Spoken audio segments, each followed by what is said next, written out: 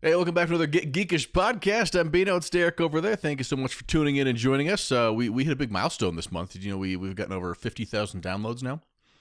50K. Mm-hmm. That's reason to celebrate. I wish I had more than just water in here now. You can celebrate in here. It's fine. Yeah, right. But this week we decided we're going to talk about something that we love. If you've listened to us before, that superhero movies and superheroes and comics are a big thing for both of us. But the concept of superhero fatigue, and if we're in the middle of it right now, if it's going to get better, if it's going to get worse. Because you brought this up. You said, hey, let's talk about superhero fatigue. And I started thinking about it. I'm like, yeah, I definitely, because I grew up reading comic book. That was what I did. I read my comic books in my room for 3 or 4 hours a day, I think, most of the time. And by the time superhero movies started coming out, I wanted to see them. I was there opening night or opening weekend for every superhero movie that came out for darn near a decade. And now superhero movies comes out, super TV shows like, oh yeah, that came out, didn't it? Oh yeah, I should probably go see that sometime. I feel like it's, growing up with it, it was, and we've talked about this too, it was kind of not shunned, but you were an outcast for liking comics, right? You were a nerd for liking anime, for liking comics. And then, Hollywood tried its hand at some comic book movies. We got Blade, Spawn, in the early 90s, late 90s they tried, and then Spider-Man came out with Tobey Maguire. Kind of switched things around. Mm-hmm. And then, obviously we had some mediocre Batmans and everything. I still have a soft spot for Batman Forever. But if you look back, the time when those came out, there wasn't a whole lot of quote unquote comic book movies or superhero movies for them to compete with. And on top of that, once one came out, like Spider-Man, you had to wait years for the next one to come out. Mm-hmm. You had to look forward to it, and you had to watch the other one over and over and over, memorize it. Right. And then Iron Man came out, when set up the, obviously the failed Hulk movies and whatnot, but Iron Man came out and kind of set up the cinematic universe as we know it. And again, with that came out, we had to wait. And then all of a sudden, there's a Marvel movie a year, maybe two a year. Like, okay, right. Okay. One in the summer, one at Christmas or something like that. Right. And now it seems like Hollywood's just like trying to cash in. And now we also have Blade just got postponed again. The remake of that just got postponed again. Guardians of the Galaxy got pushed out. Ant-Man got pushed back a little bit, and I feel like, especially with the stories coming out of like the visual effects artists are getting crunch time, putting all the CGI and everything like that. And then you have Marvel just milking everything. They're like, oh, you like our movies? Check out our TV shows. And like you said, it's too much. Mm-hmm. And it's to the point now where, I don't know, I kind of had this thought. I had the thought of the superhero fatigue when I was watching Moon Knight. Because I wanted to like Moon Knight. I heard good things about it and I enjoyed aspects of it. But overall, I'm like, this didn't need to be made. Like, this could have been like a short movie or something like that. Like, they had the filler in there and everything like that. And it's just, I don't know. I mean, we look back to, what was it, 2013, when the Marvel movies really kind of took off, 2012, 13, right in there. Mm-hmm. When we started seeing more and more, and they're like Thor, and we're like getting excited and everything like that. You're like, yeah. And then, I don't know, when you also have DC trying and they're failing left and right at movies. And it's just like, okay, how about you guys take a step back and put out something that's good? Yeah, just take a little more time, because I got to agree that a lot of things are coming out that I'm enjoying, and it's tough to complain the fact of growing up the nerds that we were, or the fact that we're now saturated in superhero stuff everywhere you go. I still revel in that fact, and I don't want to be like, this is a good part of the world right now. But right. There's some of it that just some of it does not have the heart and soul that it needs, or there's parts of it does, but then there's a whole bunch of other over the top nonsense. It's like, why even bother with it? I think of Black Adam. I haven't seen that yet. I want to. Previews make it look good.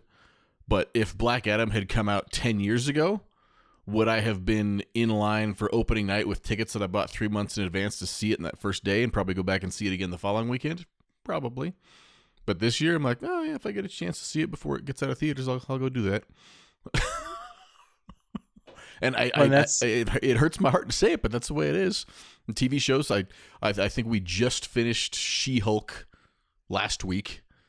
Finally got around to that. We watched Moon Knight about a month late. Completely. Miss Marvel. I did watch Ms. Marvel relatively close to it because I got a daughter close to that age, so that was a little more upkeep with that. But like the DC shows, I haven't watched any of those at all. I haven't watched Arrow since like season 4. I haven't watched The Flash since season 4 or 5. I couldn't even make it through a season of God. That was the future Supergirl. One. Oh, I didn't watch any Supergirl. The 2 or 3 other series that came out, I didn't even touch them because it's a commitment. When you have other things going on in life, you put this time together, and you're like, there's a part-time job of superhero TV shows coming out that I can't commit to right now. well, and that's the thing too, is you look back at Netflix, if you don't stay on top of, like when Netflix did the Daredevil series, and then they did the spinoff of the Punisher, and then Jessica Jones, and then Iron Fist, which I heard was garbage anyway, but you know, they were just setting up the Defender. It's all these things like Daredevil was great. Don't get me wrong. It was a fantastic show.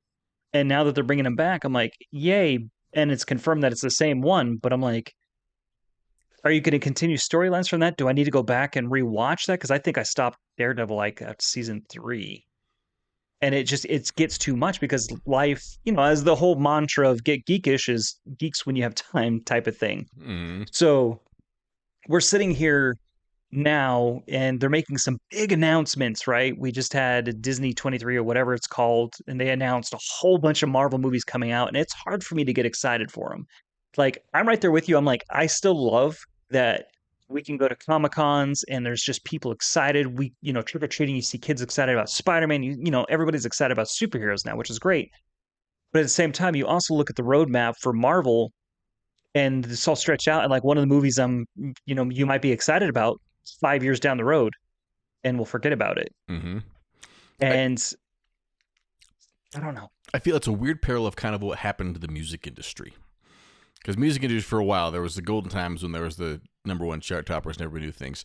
And if a song was a #1 hit in the 70s, the 80s, even into the 90s, everyone knew the song. Everybody heard it. You heard it everywhere because it was the #1 song. Now, there can be bands that have 7 or 8 #1 songs, and I've never even heard of the band before, or the artist, because there's so many different charts and so many different genres and so many different splinters of things that there's not any one thing that everybody gravitates to. I feel that's what that with movies. When there was 1 or 2 superhero movies, everybody that was into superheroes saw those movies, and even people that didn't like them knew about them. Mm-hmm. Now, when there's a new movie every other weekend and 4 TV shows a quarter, people are like, oh, the superhero shows? Yeah, I'm kind of sick of those. It's whatever. Who cares? And so it kind of waters everything down. So even when there are good ones, the good ones never get to explode and become any kind of cultural phenomenon because they're already so pigeonholed in these little segments and niches and things like that, which is kind of painful.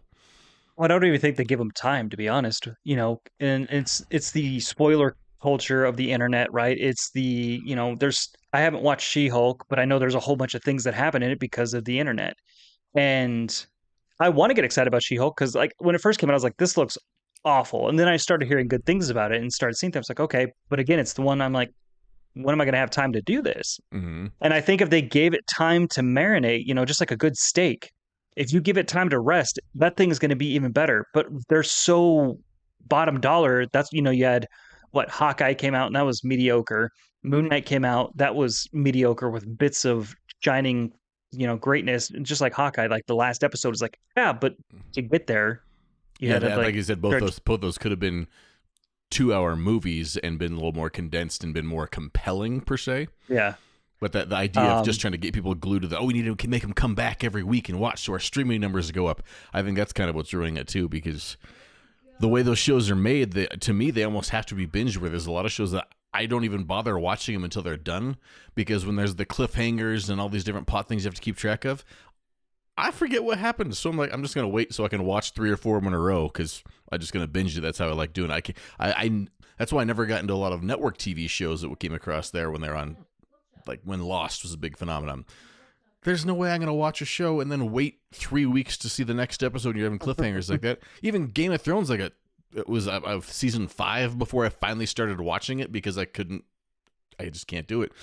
Like, and if some of these TV shows they made smaller movies, what do you call them? Made for TV style movies, made for streaming movies that are just good, solid, standalone one pieces. Like, oh, cool. If they could just do one of those every couple months, have something to look forward to, I'd be down with that. But trying to find these ways to make sure that every week or every other week there's something that's going to pull you back in, it seems like it's just pushing people away. Well, and that's the thing too, is like, well, I keep coming back to Moon Knight because that's the most recent one I've watched. I haven't got to Miss Marvel yet. We haven't gotten to um what the other one, She-Hulk. But Moon Knight was one of those ones I was really excited about. I heard some good things. Everybody's like, "Oh yeah, this is going great." But honestly, like I had to just my wife and I just had to like slog through some of the episodes because I'm like, I swear this is going to get better. It's got to, from what I've heard. And I think, like you said, they're just, oh, you guys have heard this off character. Let's put him out. Like Loki was great, but there was still some episodes where it was kind of just filler, right? Mm-hmm. And they set up Kang, and then you're like, oh, Kang's going to be in all this other stuff, and he wasn't. And now we have to wait until Ant-Man to see him again, and it's like, what do I have to do? Like, I don't Yeah. know. And I feel the same way about Star Wars, which pains me because I love Star Wars, but Star Wars and Marvel movie or superhero movies in general are just go, go, go, go, go, go, go, go, go. Let's expand the universe. Go, go, go, go, go, go. But you're not making quality content. Mm-hmm.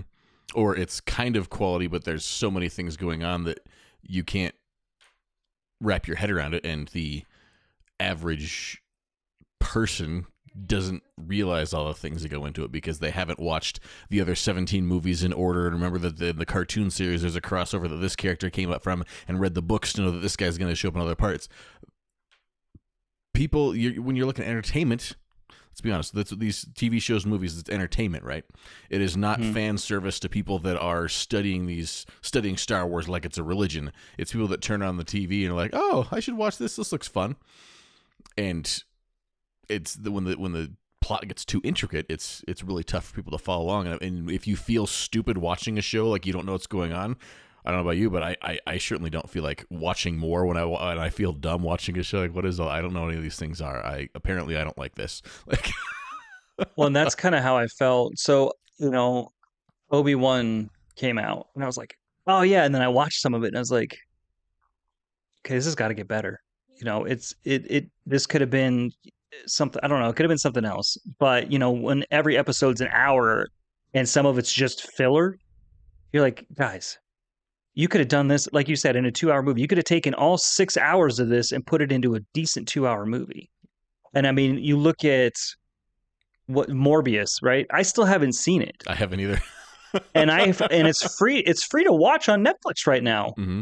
And I haven't watched it because I've heard awful things about it and how they rushed production on it and they had to do, rewrites on it. Same thing with the original Suicide Squad was, we saw that, we had hyped up and we watched it and we left. We're like, because they kept trying to make it something that it's not and trying to rush it and push it out there. Oh, Deadpool did really well, so let's do heroes like this, blah, blah, blah. I'm like, I don't know. Like, honestly, the only movie that I'm really stoked about right now is Deadpool 3 because Wolverine's going to be in it. And I'm excited to see what they're going to do with it. Like all the other superhero movies, I'm like, also, like, I'm like you, I'm like, I'll see them probably when they come out streaming. Mm-hmm. My wife and I took a day off work to go see Thor: Love and Thunder, and it's an entertaining movie, but it is not what it hyped up to be. It's not what Ragnarok was. Yeah, for what the previews made of Love and Thunder, it was a complete letdown. For a fun, off-the-kilt superhero movie, it was entertaining. But it was still a letdown because they built it up to be this monumental... Oh, it's just this? Okay. It honestly felt like a B movie. It felt like a very generic B superhero movie. Mm-hmm. And the plot seemed like it wasn't thought out right. I mean, and nothing against, what is it, Takio or whatever his name is, the director, who did Ragnarok. Ragnarok was great. and he does, What We Did in the Shadow is great. All those other things that he does. This one, I don't know if his heart wasn't in it or if Marvel, I don't know. It just wasn't great. And Mm. like you said, it was entertaining, but I was watching, I was like, this feels so far off from what it could have been. And is it, if they maybe just gave it a little bit more time, maybe a little bit more space? I feel Because I mean, like if I'm going to go on my negative side here, I feel like a lot of it is because these shows now have so much backing and so much money going into them that all these decisions are made off of focus groups and what's going to be big and what's going to sell and what's going to resonate with people. And it's not focused so much on telling fun stories. Like letting right. somebody that has, here's this great story I want to tell about this, is like, no, we've got to get the marketing team on board to find out, we got to have this character in there because they're going to sell these. Oh, we need this character because this demographic needs to see it. We got to make sure to have this thing because it's a winter movie, so we got to have a Christmas tie. Like, no, just let people tell stories. I could guarantee there's thousands and thousands of screenwriters and storytellers and comic book artists that have brilliant movie scripts that are probably piled up in the trash can inside some of these movie executives' houses because they don't have the quote unquote marketing appeal that some of the other ones have. Perfect example is Black Widow. Okay. So Black Widow should have got her standalone movie years before she did, but this is common knowledge. It wasn't marketable. They're like, nobody wants to see a female superhero. You can't. That's why toys weren't made of her. Really, that Mm-hmm. they're like, she's not going to sell toys, and it's the same thing. Like it's the Transformers effect of what's going to sell and get people get it in their home. Mm-hmm. And Black Widow movie again. I watched it. I wasn't blown away. I'll probably never watch it again because in my mind it wasn't that great and it was a very forgettable movie. But I feel like if they would have spent more time on it, it could have been very good. But it was just a generic spy movie with superhero tie-in. Mm-hmm. You know, I don't, and that's what worries me about where we're going. What is this now? Yeah. Phase 4 or 5, whatever we're Yeah, in right now. phase Marvel. 4 of the Marvel Universe, yeah. That's what worries me now. A lot of people who weren't into superheroes got into superheroes because of the original Avengers, right? Now we no longer have Iron Man. Captain America's gone, and he's passing on the mantle and everything like that, which is going to piss some people off. Well, it's not my event, blah blah blah, whatever. I'm excited to kind of see where they go with that, but at the same time, I'm like, you build it up and do it right. Yeah, I'd be a lot more excited if I knew that it was people telling good stories they've developed for characters other than just cashing out for it. Because I look at Spider-Man: No Way Home, really enjoyed that movie. It's very good. Still made almost $1.9 billion worldwide. I think Mm-hmm. Disney's to call it a success. Love and Thunder, we talked about, a little bit of a letdown. It still made almost $700 million for Disney. Multiverse of Madness, severely let down by that one, I think, as far as storytelling goes. We've talked about that one. Yeah, and that one pulled in almost $1 billion. So if the people that fund these movies are getting rewarded with those kind of numbers for putting out Mediocre. mediocrity, it's not going to change, which worries me the most. Yeah. Well, I mean, Because look at Morbius because what they put it out there, people started ripping it apart. Right? It's got it's got the lowest score out of a comic book movie, right? Lower than. Well, I don't think it's lower than Dark Phoenix, but it's not great. And then Sony took everybody making fun of it. It was like, hey, we're going to put it back in the theaters for a limited release, and they still made money off of that limited release, even though people made fun of it. And it's just when you have a movie like that and executives going, see, we still made money off of it. They don't care about quality. Let's just put out quantity. No, mm, please don't. And then the thing is too, with these shows, oh, yeah, it just jumped on my lap. With these shows, we have, like you said, you have to pay attention to them if you want to know what's going on in the next thing. Because like, had you not watched WandaVision, you may yeah, have missed out on some things on Doctor Strange, pretty sure a lot of things in Doctor Strange wouldn't have made any sense at all. Like, right? So, they're setting up, I think, the Young Avengers, right, with Miss mm, Marvel and everything like that. So, if you don't watch Miss Marvel and you go into this and you don't know who America Chavez is because you didn't watch Doctor Strange, it's just like, okay. Which again, I love the tie-ins and I love the yeah, idea for it, but I it's love the tie-ins because that's what a comic book is, right? You pick up a comic book, you're like, oh man, this crossover, that's so cool, and you'd get excited for it, and they tell a riveting story. Now, granted, not every comic book's going to have that wow factor, right? You're going to read and go, that was okay. I'm excited to see what's going to come in the next issue. But now we have this, and then you have all these reports coming out of like the CGI, they're getting crunched, so that's why the CGI looks so bad. Because I mean, honestly, in Love and Thunder, it was not great CGI. Mm-hmm. Um, Doctor Strange was, I was like, there's parts I was like, really? You guys have like, you know, this multi-billion-dollar industry, and this is the best you can do? Take a little extra time, push Pretty it back a few more. It's pretty sure I liked the Gamora from Marvel vs. Capcom 2 better than I liked the one in Doctor Strange. right. It's just like take your time and put out quality. We'll wait. I mean, we've proved that we can wait. You look at the different phases that they did leading up to the Infinity Saga. We can wait. Mm-hmm. Just make it compelling and interesting. Just make it worth the wait. Right. And we're not alone because I found some surveys from the consultation, morningconsult.com, I think it is, and they compared people of actual just adults overall from November of 2021. 36% said they didn't like superhero movies. That same survey in July of this year, up to 41%. Oh, geez. And overall adults in 2021, the number that said they enjoy superhero movies was 64%, and this year was down to 59%. Now you move that to people who claim to be Marvel fans already. 2021, 87% said they enjoyed superhero movies. That number is down to 82%. So if people that say they like superhero movies, or no, people that say they like Marvel, you've got an almost 10% drop of them saying they even enjoy Marvel movies in a year. That's a big drop. And then for superhero movies in general, Marvel fans, 13% said they didn't enjoy superhero movies, and now 18% say they don't enjoy superhero movies. I like Marvel, don't like superhero movies, up almost 10% in a year.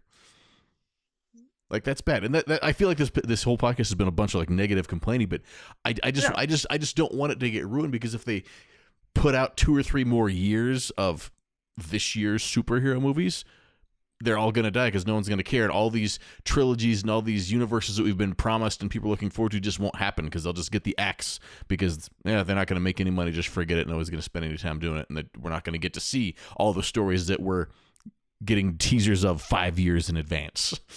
I mean, it's just like a TV show. I'm trying to think, like in the 90s, sitcoms were a huge thing. So they just threw sitcoms left and right, left and right, left and right. And a lot of them were canceled because they were just trying to throw spaghetti against a wall and see what sticks. Mm-hmm. And I'm kind of worried that's what they're going to do, with some of the, obviously people are going to go see Ant-Man because it still has Paul Rudd, right? The next Thor movie, they might see if, Chris Hemsworth's in it, but it's starting to kind of dwindle down because they're going to start having to expand the universe, which some of us are really excited about. But at the same time, we're worried because they're going to start expanding the universe to more obscure people that we may be excited about. We may know what's going on. Other people may not. And I mean, there's times when we left a superhero movie and I had to ask you what the post-credit scene was, because it was so obscure that only like people who read the comic would understand. Yeah, I feel like they need to make sure these movies, they go back to that test and they get through it and be like, all right, when all's said and done, is somebody that has never seen another Marvel movie going to even understand what's happening here? They might not get all the nooks and crannies and all the little details, but do they at least have a basic understanding of the plot and what characters are important or not? Because if they don't, you need to do a couple rewrites. Well, and that's the thing too, is you look at what we have. Secret Wars coming out. We have Loki season 2 coming out. And that's going to tie into the movies, right? Secret Invasion, Secret Wars and Secret Invasion, right? They're both coming. Yeah, they haven't. I don't think. Yeah, it's. And then you have the Thunderbolts coming out, which if you haven't watched Captain America and the Winter Soldier, or not that Winter Soldier and Falcon, you might be a little lost going into that, since discount Captain America is going to be in it. There's just different things that are tying in here. And I'm just like, is it too much? Mm-hmm. Is it too much all at once where people can't catch up? Because I'm getting so like behind on the shows.